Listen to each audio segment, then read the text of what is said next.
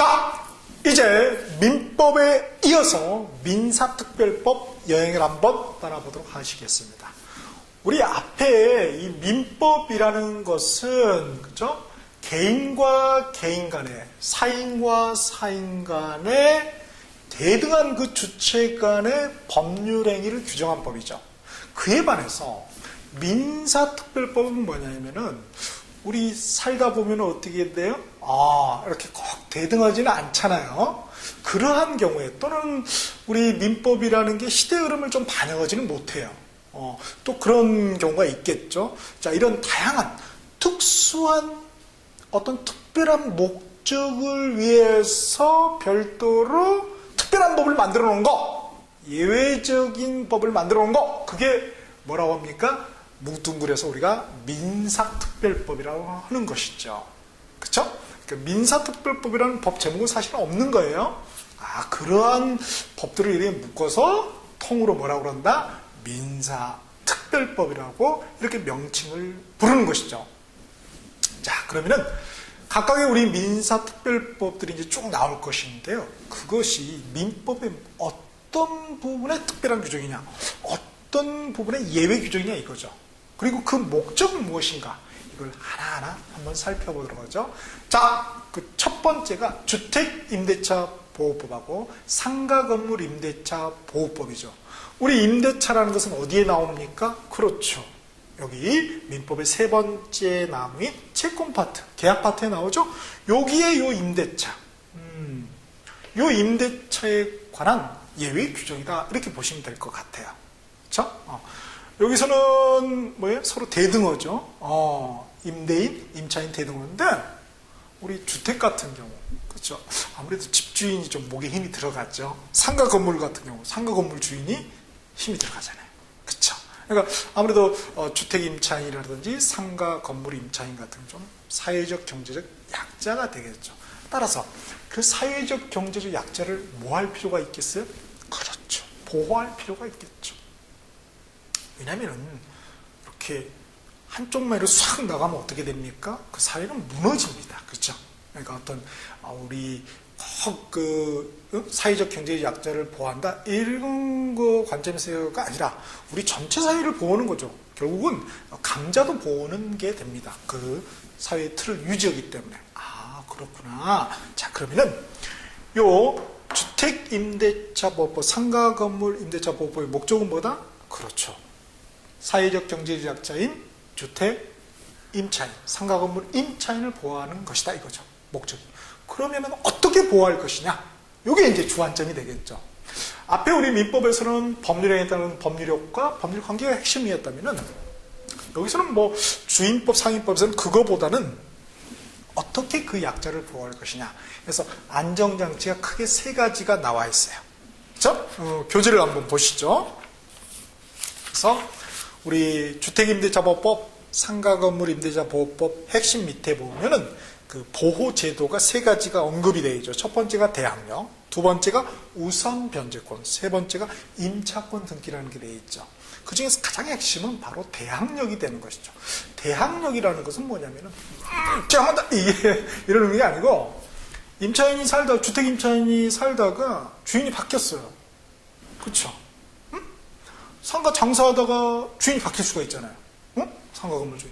그래도 새 주인이 와도, 그 제3자가 와도 나 여기서 계속 살 수 있어. 난 그런 권리가 있어. 항변할 수 있다, 이거야. 나 여기서 계속 장사할 수 있어. 그런 권리가 있다, 이거야. 그런 힘을 주는 거예요. 그 힘이 뭐다? 대항력이다 하는 거죠. 그렇죠?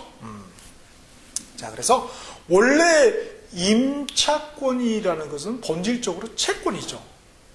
채권은 우리 상대권이잖아요. 특정 사람이 다른 특정인에 대해서만 행사할 수 있는 권리예요.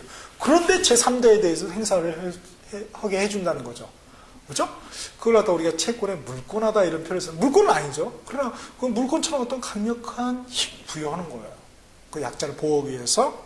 그게 바로 뭐다? 대항력권이다. 그래서 등기가 필요 오지 않잖아요. 그렇죠? 자, 그래서 우리 주임법 같은 경우는, 주택임대차 보호법 같은 경우는 거기 요약해 놓은 걸 보면은 주택에 인도하고 그 다음에 주민등록을 마친 그 다음 날, 그날이 아니라 그 다음 날부터 이런 대항력을 부여하고 있고요. 우리 상인법에서는 상가 인도하고 사업자 등록을 신청한 그 다음 날, 이렇게 해서 그 대항력을 부여를 해서 그 약자인, 주택임차인, 상가임차인을 보호하고 있다는 거예요. 그러면 주임법의 그 3조를 한번 보실까요? 대항력 등 나와 있죠? 자, 1항 한번 봅시다. 임대차는 그 등기가 없는 경우에도, 등기가 없어요. 없는 경우에도 말이죠. 임차인이 주택의 인도와, 그죠? 인도와, 그 다음 주민등록을 마친 때에는, 그런 때에는 그 다음 날부터 제3자에 대하여 효력이 생긴다. 여기서 이 경우 전입신고를 한 때 주민등록이 된 것으로 본다. 이렇게 또 규정이 되어 있습니다. 이렇게 해서 주택 임차인을 보고 있구나. 이걸 봤고요. 그 다음에 우선 변제권이라는 게 있죠. 다시 앞쪽에 그 맨 앞에 보죠. 그 보호제도에 두 번째 우선 변제권이 되어 있죠. 보니까 우선 변제한다. 임차 보증금을 우선적으로 변제한다. 다른 사람보다. 이런 말이 되겠죠. 보니까 두 가지가 있어요. 일반적인 우선 변제권하고 최우선 변제권이 있죠. 일반적인 그 우선 변제권이라는 것은 자기보다 순위가 늦은 사람보다 우선해서 변제한다는 것이고, 최우선 변제는 뭐예요? 자기보다 순위가 더 앞섰는데, 대부분 은행이죠. 그놈보다 더 우선해서 보호한다 이거예요. 그럼 정말 이제 보증금이 작은, 정말 그쵸? 그런 분들을 위한 제도라고 보시면 돼요.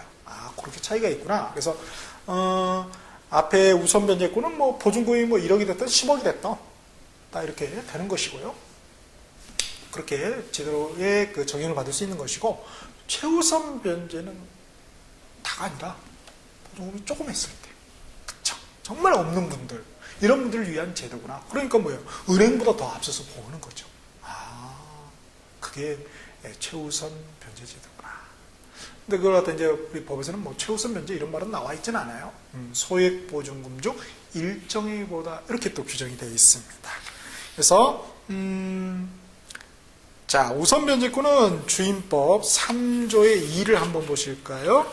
3조 2 보증금의 회수 이렇게 되어 있죠? 거기에 2항을 한번 보세요.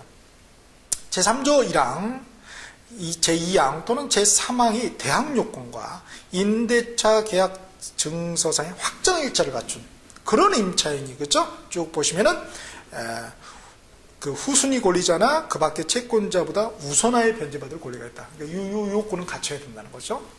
자, 그에 반해서 우리 최우선 변제는 8조에 규정이 되어 있죠. 8조 보면은 보증금 중 일정의 보호 이렇게 되어 있습니다. 1항에 임차인은 보증금 중 일정액을 다른 물권자보다 우선해요. 다른 어떠한 물권자보다도. 자기 순위 앞서도, 그렇죠? 우선하여 변제를 받을 권리가 있다. 이 경우 임차인은 주택에 대한 경매 신청 등기 전에 제3조 제1항의 요건, 즉 대항 요건을 말하죠. 요거를 갖춰야 한다. 일정 요건을 또 구비해야 되네요. 그죠? 경매 신청 등기라는 뭐냐면은 등기부에 뭐예요? 우리 갑구에 소유권에 관한 등기가 되는 그 갑구에 경매 신청이라고 글씨가 써지는 거. 경매 들어가기 전에, 그죠? 그런 거다 우리가 경매 신청 등기라고 합니다. 그 전에 대항 요건은 구비해야 된다. 즉 대항 요건은 주택 인도 받고 전입신고는 돼 있어야 된다 이거죠. 그러면은 최우선 변제를 받을 수가 있다는 것입니다. 자, 이렇게 돼 있는데, 이것이 이제 가장 중요한 거는 뭐다? 대항력이다. 거기서 이제 뭔가 다 출발이 되잖아요. 자, 그렇게 해서 사회적 경제적 약자인 주택 임차인을 보호했다. 상가 건물 임차인도 마찬가지로 그런 식으로 적용이 되겠습니다. 자, 이렇게 해서 한번 주택 임대차 보호법, 상가 건물 임대차 보호법에서 대해서 간략하게 한번 살펴보았습니다.